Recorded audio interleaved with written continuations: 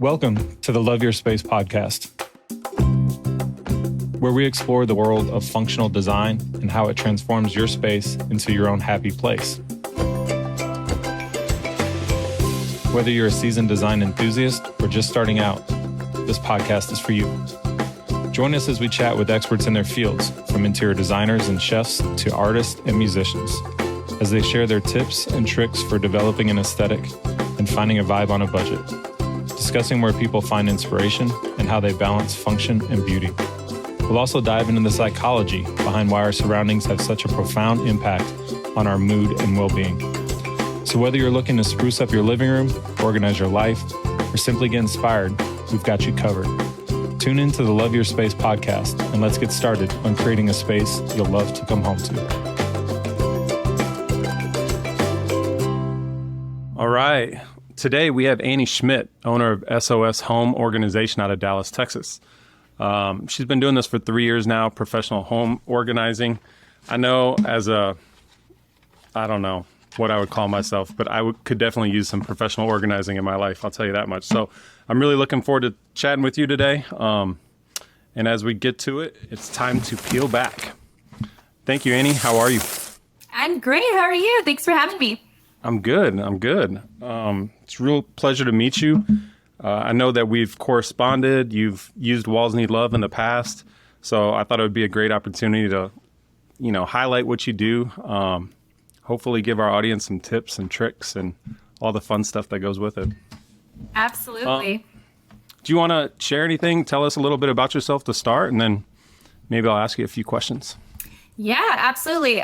So again, my name is Annie Schmidt. I'm the owner of SOS Schmidt Organization Systems. We're based in Dallas, Texas.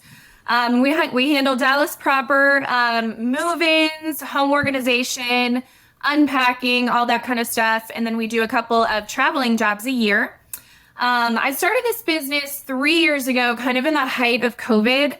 My background is that I was in industrial sales for about 15 years. I was traveling to West Texas and all of these glamorous oil field customers.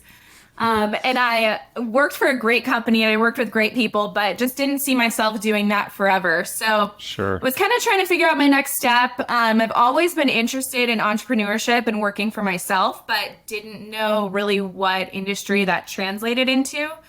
So I took a break. I had two babies, two little girls, and took a break, stayed home with them for 2 years while I kind of tried to figure out what my next step was. Mm-hmm. And then COVID brought me my next step, which was getting organized. I mean, I think everybody during COVID was at home and looking at all their stuff and trying to get it all in order. So that's kind of, I think my anxiety and just being at home so much kind of fed that. So I started organizing my home, moved into neighbors' homes and friends' homes, and realized that I enjoyed it and had a knack for it. And most people hate it. So it's a great business to get people to pay you to do. So from there, my little one started school that fall of 2020.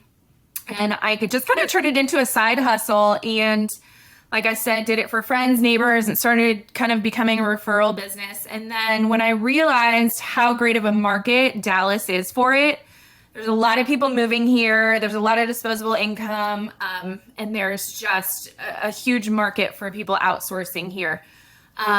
So I decided to turn it into an official business and kind of launched that fall, got an LLC, and started making it more professional. And here we are 3 years later. I have a team of 7. Okay. I have organizers, project managers, get help with bookkeeping, accounting. That is not my forte. Sure. So we've turned it into a little business that, we cover Dallas, and we love to help all of our clients locally. I love that. I think it's always really cool if someone got a gift from COVID. I mean, I don't think that happens very right? often, It's like the only thing. Yes, there was one positive thing. So understanding all that, that's a really cool, catch up. How do you approach, the process of it? Let's say, I don't know, you go into just a massive new house and it needs everything done. Is there a method to your madness, or you just dive right in? Yeah, absolutely. So our first step is we do an in-person, in-home consult. So myself or one of my project managers goes to the space. We meet the client and discuss their goals. So what are they looking to do? Are they looking to get unpacked, moved in, or do they just have a certain space that they want to function better for their home and their family? So we do an in-person consult to discuss goals, what budget they have, if they have existing organizational product, or if we have to bring it in. I take pictures, I take measurements, and kind of gather all of the information for me to go home and design a plan of attack and what we want to do. That's cool. So I'm guessing there's a bunch of, like, aside from maybe a whole house if someone just moved in, but a whole bunch of projects that are just maybe one room, right? Like maybe I mean, a lot of times rooms. I kind of started out with pantries. That's the heart of the home. Everybody's in the pantry multiple times a day. So to have an organized system in there so that you can eliminate food waste, it can look prettier. So pantries kind of got me started. And then obviously closets are a big thing as well that are hard for people to maintain. So we like to create a system in the closet to, have matching hangers and baskets and drawer dividers and that kind of thing so that it's easier for people to maintain. Okay. We can do onesie, twosie projects like that, or we can do a whole house. Oh, I love it. So then you'd say that for clients, like organizational needs, that's something that comes out of that first discussion, right? Like exactly. Yeah, I try to find their pain, and why. They obviously called me for a reason. Something's not working. So they have clutter, they have anxiety. Something is not working in their home where they need it to be mainstreamed for everybody. So I try to find that pain, eliminate it. If it's too much clutter, sometimes we do a purging session with them before we even come in and organize, because I think that's a huge part of organization is getting rid of what you don't need. Sure. That's kind of a fact-finding session for that initial consult of where do we start and what do we need to do to eliminate their issues. Okay. So what would be an example of like maybe one of your more extreme cases? Can you, without giving, unnecessary details? Like I could write a book, but then I wouldn't have any more clients. So I think that, there's a lot of people that have emotional attachments to things, and it's very, very common, whether it's paper or whether it's mementos from family, that kind of thing. So a lot of it, I do feel like it helps to have a person come in and walk through it with you hand in hand and discuss what to keep and what to donate, what to sell, what to give away. So, there's a lot of discussion and sometimes you just need somebody to help you along. So I think my probably most extreme, a big one was paper. A mom had emotional attachment to keeping all of her kids' art projects and homework and all this stuff, and said, we've got to archive this and keep only the important stuff, because if not, your house is going to be overcome by paper and clutter and all the kids stuff. So it's kind of sometimes just having a conversation and thinking through it and getting them to understand, wait, I don't really need to keep all of this stuff. I could take a picture, or I can just keep the most important part. And, they just need to think about it, and then they can say goodbye and get rid of it. Yeah. I've seen those frames on Amazon that are quite popular for kids' art, where you just like open it and you can put another piece on, and it has like a depth use to that it. kind of stuff, and then that gives you a defined space of how much you can keep. And if it doesn't fit, get rid of it, right? Get rid of it, exactly. No, I love that. So I guess I would imagine they're calling you because they have this pain point, they have this problem, they need it fixed. I'm also guessing that most people are really bad at keeping it organized. So do you provide them with a follow-up plan, or how do you handle that? Or that's is a that great just question. the beauty of the repeat business, right? I mean, we do offer maintenance sessions to help come in and tidy up, and if they've had any life changes like a new baby or something like that. But we really try to design the organizational system from the start so that it's easy to maintain. The way we do that is we have a system. I like to keep it simple and just say purge, contain, and label. So the first step to organization is purging. Like we just talked about, we need to get rid of all the excess clutter and things you don't need. Then what we decide to keep, we contain. So we do this every day. So we're experts at picking the right containment, meaning bins, baskets, drawer organizers, that kind of thing, to fit the space correctly, to fit whatever we're organizing. So then we contain, make a home for everything. That's number one in organization. And then the final step is to label. So once everything has a home, we label that space so that everybody in the entire household, whether it's the family that lives there, housekeepers, nannies, anybody like that, everybody knows where things belong and where to put it back so that Right. system is maintainable. So does that like work on 2-year-olds and 3-year-olds too? Because I tell people, don't come to my house because I have 2 young daughters.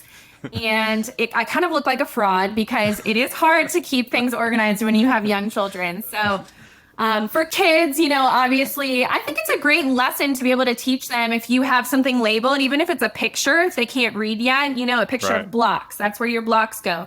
So it's also a great way to teach responsibility of how to put your things back where things belong. But I am number one in understanding how hard it is to keep a perfectly organized house with kids. It's not Right. always feasible, but we can try. Right. Yeah. No.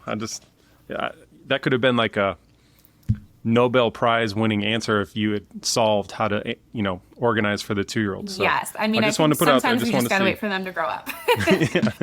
Then it solves itself, right? Yes. So let's ask this then. So would you say that there's trends in organization, or is it more of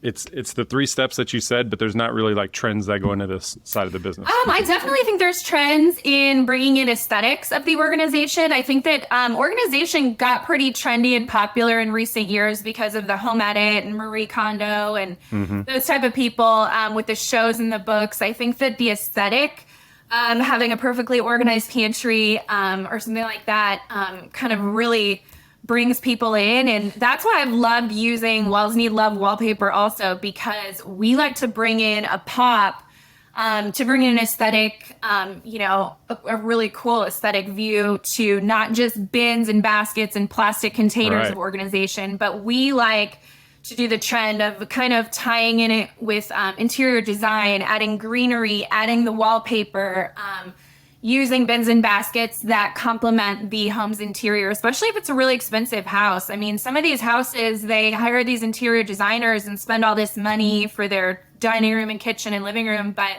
then you open the closet and you open the pantry and it's like a dump. So I think that, the trend of tying in the aesthetics with wallpaper and design and the pretty bins and baskets is here to stay, especially in Dallas. Yeah. No, I love it. I think it's, obviously we've seen a lot of your work and the use of the wallpaper is cool. Do you put the wallpaper up yourself, or do you have... So I have a really good friend who, this is me starting my business. I call her my wallpaper consultant to make it, sound very professional. But one of my best friends, that was kind of her COVID project, is she started doing the peel and stick in COVID. She did her pantry.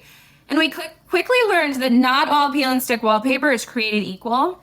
It sure there isn't. are different ones. And so she, through trial and error of, cheaper ones falling down and, finding them on Amazon and not working out, she found Walls Need Love and said, oh my gosh, this is the best quality peel and stick. And, I want to use this. I said, I want you to do my pantry. There's so many different pretty prints and options. So we use Walls Need Love exclusively, and I have Haley do all my install because she, like I have a knack for organization. She has a knack for measuring perfectly, cutting perfectly, and it's not impossible to put up, but it takes a little bit of a skill. So she does a great job at it. So she helps me out. No, that's awesome. I think I need to have a chat with Haley, right? She's awesome. I know. Yeah. No, that's really insightful. That's really cool.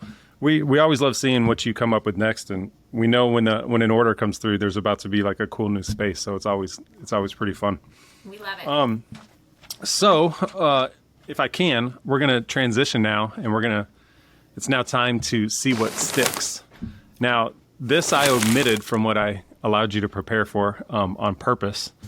These are just gonna be some rapid fire general questions. No right, no wrong. Just kind of just a fun little part. No, this is fun. Let's see here. So what is the weirdest thing you've ever eaten? I've ever eaten? I don't know. Oh my gosh, that's a hard one. Maybe sea urchin. I feel like it's supposed to be like a delicacy, and I was just not that fancy. I haven't tried that one. Maybe I'll add that to my list. Let's say if you had to live in a different country for a year, where would you pick? Oh, geez. I think I would pick Greece. I went there for our first anniversary and fell in love with just the beauty, the food, especially how clean it was and how great you feel. That's the only vacation we've ever been on that you come back feeling better after eating the Mediterranean food. But it was just so beautiful, and I think I would love to take a sabbatical for a year to Greece. I haven't been there yet, so I'm kind of jealous after hearing all that. It's on your list. Yeah, that's on the list for sure. Let's see here. Would you rather talk to animals or be able to speak every human language? I would like to be able to speak. That's a really hard one. No, I would rather talk to animals. Me too, like 100%. It would be cool to speak every language and be able to converse with everybody, but I mean, who doesn't want to know what animals are thinking? Yeah, I got Google Translate for the other one, right? Like, let me talk to animals. Point, yes, like, definitely animals. Yeah. All right, last one here. Have you ever had anything completely embarrassing happen while on an organizational job? Oh my gosh. You're just too professional. It's never happened. I mean, I try to be professional. I mean, let's think. I found embarrassing things when organizing. Like I said, I could write a book. I don't know. Okay. I mean, probably just, my kids. I can't think of one embarrassing thing. I had, being a mom of 2 young daughters, especially in the summer, it can be a juggle with childcare and work and everything. So sure. I have had a babysitter cancel once and had to take my then 3-year-old on a consult with me to a very fancy house, and I come in my SOS shirt and I try to be really professional. I have my clipboard, and then I have my 3-year-old, and I'm so sorry. This is so unprofessional, but she's got to tag along and be my assistant. They were so nice and went with it until we get in the pantry and she wants to eat all of their snacks and starts grabbing for things. So I think that was probably my most unprofessional, embarrassing moment when my clients and their interior designer are there for a fancy meeting with me, and I have my kid grabbing for snacks in their pantry. Well, I've been an entrepreneur like my whole life, and I've taken both of my little ones to almost every meeting I've ever had, so I can completely relate with that. I show up with a baby especially carrier. After COVID with the Zoom thing, you've got kids running in the background and kids running around. People are very understandable, but it's also very embarrassing when it's happening to you. Well, we did learn something from that last answer, though, and that's to make sure that you do your own home edit to avoid those embarrassing things before the home organizer comes and finds them for you, right? Yes, that's a good point, too. All right. No, that was fun. That was awesome. So this last segment here, we call it wrapping up. It's just a chance for us to kind of highlight some things. One of the things that we like to do during this section is, what are some tips or tricks that you could provide anyone that's listening today if they wanted to try to, start organizing their own house? So I think my biggest tips are to start small. A lot of people try to tackle their whole closet in one day, and it gets really overwhelming, and you stop halfway, and it's just too much. So I think start small, start with a drawer and kind of gain some momentum and gain some confidence, and, decide what's important to you and what you like to do.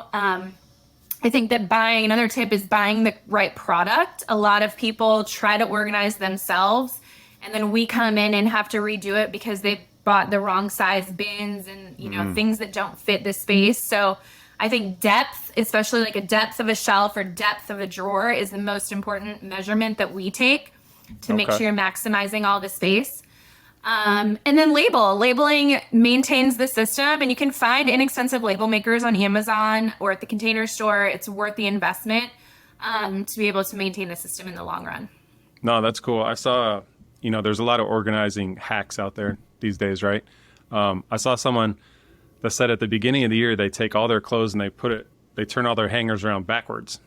I've seen that, if they wear it, they turn it forward, and at the end of the year, anything's still backwards. They just say, well, time to pitch it. I was like, exactly. I think it's a great smart idea. Yeah. I mean, there's so much. Especially, we have a consumer-driven culture. I mean, people buy so much with Amazon boxes every day, and all the influencers promoting all the clothes and stuff. People just have too much stuff. So just, get rid of stuff. That's probably the number one tip. We don't need it all. There you go. No, I love that. That's great. So, I guess lastly, like, so that everyone that's listening can find you, like website, social handles, where do you want them to find you? Yes, thank you so much. So we are pretty active on Instagram is our number one. It's at SOS Home Organization. You can also reach us through our website at www.soshomeorg.com. If you would like to work with us, you can send an inquiry through our website on the contact button. Like I said, we handle Dallas proper locally, but we do also do travel jobs. So we are happy to talk to anybody that is interested in that. Yeah, that's awesome. Cool. Well, I appreciate this. Thanks so much. We will be in chat soon, and I look forward to the next wallpaper order and project you got going on. I'm excited to share it. Thanks for asking me, Chad. I appreciate it. Yep. Thank you for listening to Love Your Space, a podcast from Walls Need Love. Please like and subscribe wherever you podcast. And follow us on socials at Walls Need Love, or stop by and say hello at wallsneedlove.com. Thank you for sharing your space with us.